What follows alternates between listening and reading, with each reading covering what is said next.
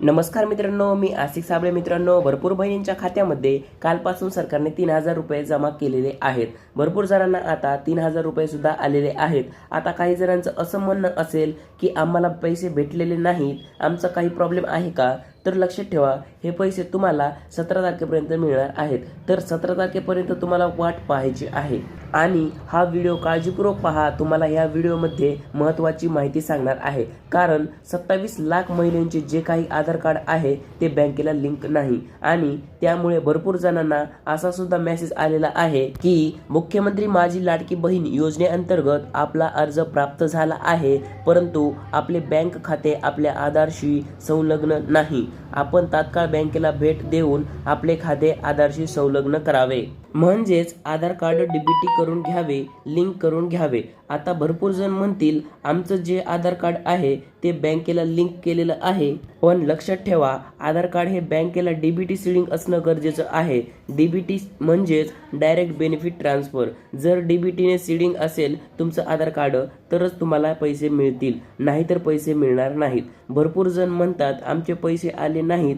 तुमचं असं सुद्धा कारण असू शकतं की तुमचं आधार कार्ड बँकेला डीबीटी सीडिंग नसेल.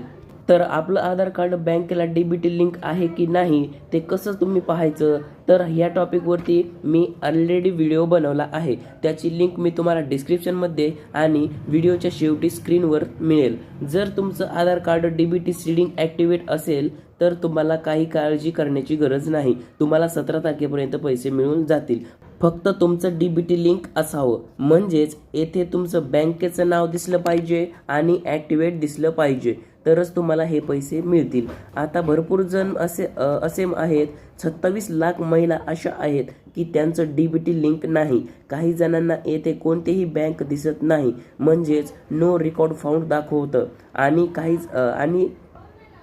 काही जणांना बँक दिसते पण इनॲक्टिवेट दाखवतं. तर लक्षात ठेवा, इनॲक्टिवेट दाखवत असेल किंवा कोणतीही बँक दाखवत नसेल तर लगेच पोस्ट ऑफिसमध्ये जावा आणि IPPBचं इंडियन पोस्ट पेमेंट बँकेचं एक लगेच डिजिटल अकाउंट खोलून घ्या, म्हणजे तुम्हाला हे पैसे पोस्ट बँकेमध्ये येतील. आता भरपूर जण काय म्हणतात की आम्ही फॉर्म भरताना दुसरं अकाउंट दिलंय आणि आधार कार्डला लिंक दुसरं दाखवत आहे.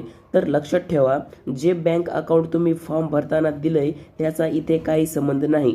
तुमच्या आधार कार्डला जी बँक लिंक दाखवत असेल, ॲक्टिवेट दाखवत असेल, त्या बँकेच्या खात्यामध्ये डायरेक्ट तुमचे पैसे जमा होणार आहेत. ज्यांचे लिंक दाखवत नसेल, परत एकदा सांगतो, भरपूर वेळा व्हिडिओमध्ये सांगितलेलं आहे की पोस्टात जावा आणि डायरेक्ट एक IPPBचं इंडियन पोस्ट पेमेंट बँकेचं एक डिजिटल अकाउंट खोला, म्हणजे ते पैसे पोस्ट पेमेंट बँकमध्ये तुमच्या मिळून जातील. तर थोडाच कालावधी तुमच्याकडे शिल्लक आहे. लवकरात लवकर आपलं आधार कार्ड सीडिंग करून घ्या. ज्यांचं आधार सीडिंग आहे त्यांना काही करायची गरज नाही, त्यांचे पैसे 17 तारखेपर्यंत अकाउंटमध्ये जमा होतील. तर हा महत्त्वपूर्ण व्हिडिओ होता. महिलांना नक्की शेअर करा आणि त्यांना डीबीटी सीडिंग नक्की काय असतं ते चेक करायला सांगा. महत्त्वपूर्ण हा व्हिडिओ होता. जय हिंद, जय महाराष्ट्र.